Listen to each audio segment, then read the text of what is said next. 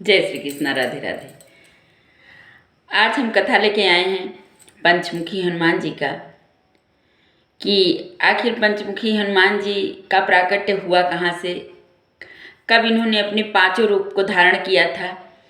तो इस कथा को आज हम लाए हैं। अगर मेरी कथा अच्छी लगे तो मेरे चैनल को सब्सक्राइब किया करिए, मुझे भी आगे बढ़ने का मौका दीजिए। कोशिश करती हूँ कि अच्छे से आप लोग के सामने कथा बोल सकूँ, ले आऊँ, क्योंकि देखिए मैं कोई कथावाचक हूँ नहीं, तोड़ मरोड़ कर मुझे बातें करना आता नहीं। जैसा मैं जानती हूँ बस उसी तरह से आप लोग के सामने ले आती हूँ। और जानती क्या हूँ, या तो मैंने अपने दादा बाबाओं से ये कथा सुनी है या फिर मैंने स्वयं अध्यात्म से यह ज्ञान प्राप्त किया है, वही सब मैं कथाएं लाती हूँ। मैं खुद से कोई ज्ञानी नहीं हूँ, मैं एक घरेलू महिला हूँ, मैं हाउस वाइफ हूँ, घर में रहती हूँ। अगर घर के काम काज से जब मैं फ्री होती हूँ तो मैं भगवान के चिंतन में ज़रूर रहती हूँ। ये मेरे रोज़मर्रा की ज़िंदगी में शामिल है और इससे आगे मैं अभी कुछ नहीं कहूँगी, क्योंकि अगर मैं अपनी बातें कहती रहूँगी तो कथा मेरी ज़्यादा दूर तक चली जाएगी, तो मुझे जल्दी जल्दी बोल करके कथा को ख़त्म करना पड़ता है। तो आइए चलते हैं पंचमुखी हनुमान जी की कथा की तरफ कि आखिर ये पंचमुखी हनुमान जी महाराज अपने पांचों रूपों को कहाँ से इन्होंने धारण किया था। तो देखिए, शास्त्रों और पुराणों में तो लिखा है कि रावण का भाई अहिरावण था, लेकिन ये बात सत्य नहीं है। सत्य यह बात है कि रावण का भाई अहिरावण भाई नहीं था, उसके पेट से ही निकला, उसका पुत्र था। मैं अगली कथा लेके आऊँगी तो उसमें ज़रूर बताऊँगी कि आखिर अहिरावण रावण के पेट में कैसे आ गया। तो इस कथा को मैं ज़रूर कहूँगी, क्योंकि बिना इस कथा को सुने हुए आप लोग इस कथा को नहीं समझ पाएंगे कि अहिरावण और महिरावण हैं कौन, अहिरावण और रावण कौन है। ये भाई हैं कि उसका पुत्र है। तो अभी मैं पंचमुखी हनुमान जी के ऊपर ये कथा लेके आई हूँ। अहिरावण पातालपुर में रहता था, तो और ये रावण का ही पुत्र था। जब ये रावण के पेट से पैदा हुआ था तो रावण ने अपनी लज्जा बचाने के लिए इसको पातालपुर में भेज दिया था और कहा था जब मुझे तुम्हारी आवश्यकता पड़ेगी तो मैं तुमको याद जरूर करूँगा। तो जब लंका में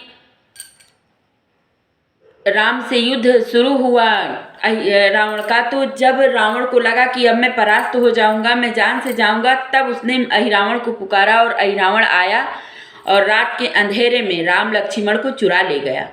राम लक्ष्मण को चुरा ले गया अपने पाताल लोक में। और इधर जैसे सुबह हुई वैसे सुबह क्या, रात भर हनुमान जी टहलते रहते थे। भोर होते ही हनुमान जी को यह पता चला कि राम लक्ष्मण तो हैं ही नहीं। तो फिर उन्होंने, देखिए, शिव का ही रूप रुद्र अवतार हनुमान जी थे, वो तो सब जानते थे, लेकिन लीला भगवान किए थे क्योंकि उनको असुरों को नष्ट करना था। तो पता चला कि वो तो पातालपुर में अहिरावण लेकर के गया है और इसको बताया विभीषण ने। विभीषण ने बताया कि राम लक्ष्मण को अहिरावण चुरा ले गया है, वो भी पातालपुर में रावण का पुत्र अहिरावण है। तो अब वो पातालपुर को चल दिए। जब पातालपुर गए और जब अहिरावण जहाँ रहता था वहाँ पहुँचे तो देखे कि एक द्वारपाल वहाँ पहरा दे रहा है। तो पहले उस द्वारपाल से कहे कि यहाँ दो राजकुमार आए हैं क्या। तो उसने कहा कि हाँ, यहाँ दो राजकुमार आए हैं। तो हनुमान जी ने पूछा कि तुम बताओ तुम्हारा नाम क्या है। तो उसने कहा कि मेरा नाम मकरध्वज है। तो हनुमान ने कहा कि राजकुमार आए हैं, वो मेरे प्रभु हैं, मुझे उनसे मिलना है। तो मकरध्वज ने कहा कि आज रात को उनकी बलि होगी, तो आप उनसे मिल करके क्या करेंगे, और मिलेंगे तब ना जब मुझे आप परास्त कर पाएंगे। तो हनुमान जी ने सोचा कि एक मुक्के में तो लंकिनी पताल में चली गई, अब इसकी क्या मजाल, ये पताल से किस पताल में जाएगा। तो हनुमान जी ने कहा ठीक है चलो, मैं भाई तुमसे युद्ध करने के लिए तैयार हूँ।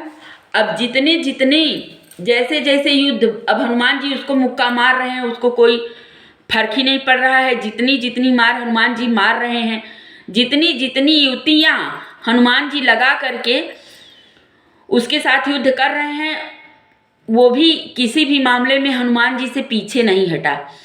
तो फिर हनुमान जी कह रहे हैं कि आखिर मुझसे मेरे ही समान तुम्हारे अंदर बल कहाँ से है, तुम बताओ, तुम हो कौन, पूरा नाम बताओ। तो मकरध्वज ने कहा कि मैं हनुमान पुत्र मकरध्वज हूँ। तो हनुमान जी जब इस बात को सुने तो चकरा गए। उनको लगा कि अरे मैंने तो कभी शादी ही नहीं किया, मेरा पुत्र कहाँ से आ गया। तो हनुमान जी ने कहा कि देखो अब तुम मुझे बताओ कि हनुमान मैं हूँ।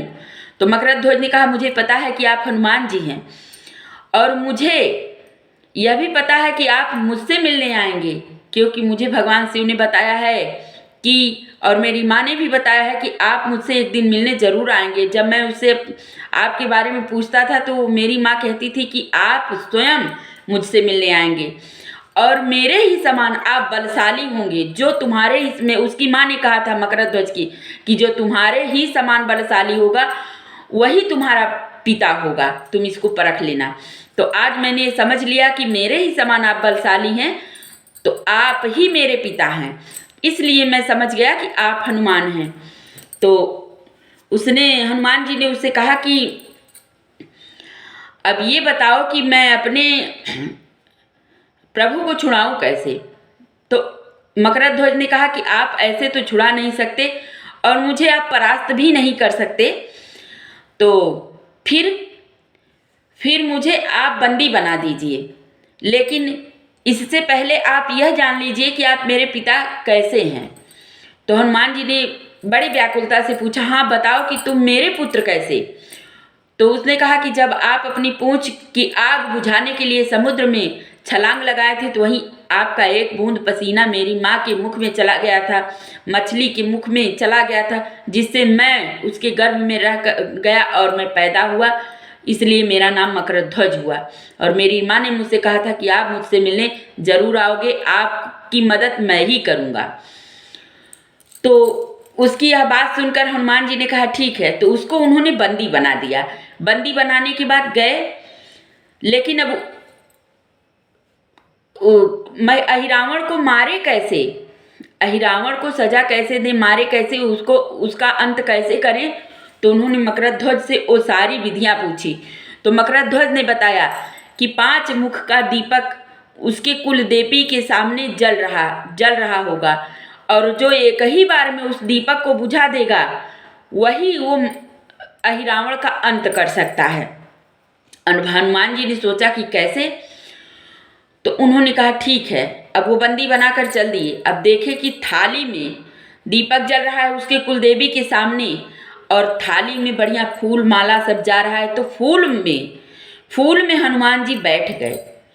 फूल में हनुमान जी बैठ गए। उधर लक्ष्मण और राम यह देख रहे हैं कि हनुमंत लाल तो आ रहे हैं, और उधर जब बलि का समय होता है तो अहिरावण पूछता है राम लक्ष्मण से कि जो तुम्हारा हो तुम उसको याद कर लो। तो राम ने शायद भरत को याद किया और लक्ष्मण ने हनुमंत लाल को याद किया। और उसी वक्त जैसे वो कुलदेवी के सामने दीपक रखा हुआ था, और जैसे ही दृष्टि हनुमान जी की कुलदेवी पर पड़ी तो कुलदेवी वहाँ से गायब हो गई, क्योंकि माता काली ही थी, गायब हो गई। वहीं तुरंत पंचमुखी हनुमान जी ने अपना 5 रूप प्रकट करके और दिया तुरंत बुझा दिया, और बुझा करके राम लक्ष्मण की बलि की जगह अहिरावण की बलि दे करके राम और लक्ष्मण को अपने कंधे पर बैठा करके ले आए लंका में, और युद्ध किए। रावण का अंत हुआ, रावण मारा गया। तो अभी के लिए मेरी कथा समाप्त हुई। आज मैंने यह बताया कि पंचमुखी हनुमान जी ने अपना रूप कहाँ से प्रकट किया था, और ये भी मैं आप लोगों को बता दूं कि पंचमुखी हनुमान जी को अपने घर के मंदिर में कभी ना स्थापित करें। अगर आपको स्थापित ही करना है, उनको अपने घर में रखना ही है, सारे देखिए उनके दर्शन मात्र से सारे पापों का नष्ट हो जाता है, सारे अंदर की बुराइयां नष्ट हो जाती हैं। ये बात सत्य है, लेकिन वो भाव होनी चाहिए। तो आप ऐसे दीवार में उन्हें लगाएं जिससे उनका मुंह दक्षिण की तरफ वो हमें दक्षिण की तरफ देखते रहें, ताकि आपके घर में कभी अकाल मृत्यु ना हो। तो अभी के लिए मेरी कथा समाप्त हुई। जय श्री कृष्णा, राधे राधे।